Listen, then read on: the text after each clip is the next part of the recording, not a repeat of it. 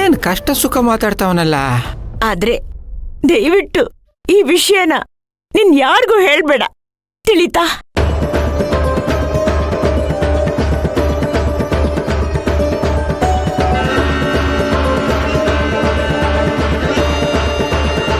ಯಾರೇ ಅವರು? ಏನ್ ನಿನ್ನ ಹತ್ರ ಇಷ್ಟೊಂದು ಮಾತಾಡ್ತಾವ್ರೆ? ಅದು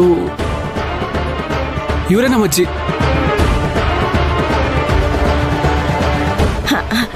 ಅಜ್ಜಿ ತರ ಕಣಪ್ಪ. ನಾನು ರುಕ್ಮಿಣಿ ಅವರು ಕೆಲಸ ಮಾಡ್ತಿರೋ ವೃದ್ಧಾಶ್ರಮದಲ್ಲಿ ಆಶ್ರಯ ಪಡ್ಕೊಂಡಿದ್ದೆ. ಈಗ ನನ್ನ ಮಗ ಸೊಸೆ ನನ್ನನ್ನು ಕರ್ಕೊಂಡು ಹೋಗಕ್ ಬಂದಿದ್ದಾರೆ. ಅದಕ್ಕೆ ಅವಳಿಗೆ ಕೃತಜ್ಞತೆ ಹೇಳ್ಬಿಟ್ಟು ಹೋಗೋಣ ಅಂತ ಬಂದೆ. ರುಕ್ಮಿಣಿ ಅವರು ಈ ಮನೇಲಿ ಇಲ್ವಲ್ಲ ಅಜ್ಜಿ? ಅಜ್ಜಿ, ಈ ಮೊದಲು ನಿಮ್ಮನ್ನ ಎಲ್ಲೋ ನೋಡಿದೀನಿ,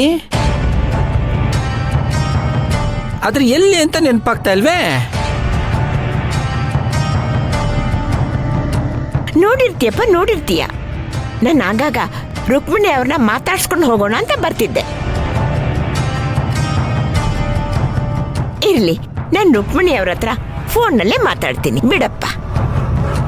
ಅಂತೂ ಕೃಷ್ಣನ್ ನೋಡಿ ತುಂಬಾ ಸಂತೋಷ ಆಯ್ತು. ನಾನಿನ್ ಬರ್ತೀನಿ. ನಾನು ಹೇಳಿದ್ದೆಲ್ಲ ನೆನ್ಪಿಟ್ಕೋ ಕೃಷ್ಣ.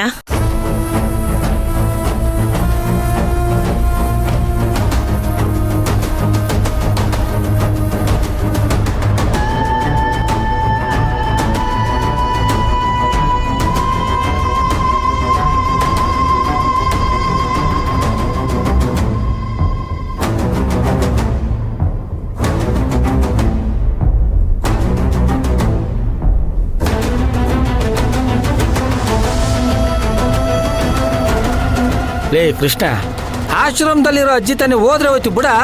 ಸ್ವಂತ ಅಜ್ಜಿನೇ ಹೋದಂಗೆ ಕಣ್ಣೀರಾಗ್ತಾ ಇದೆಯಲ್ಲ. ಅವರು ಸ್ವಂತ ಅಜ್ಜಿಗಿಂತ ತುಂಬಾ ಹತ್ರ ಆಗಿದ್ರು ಅಣ್ಣ.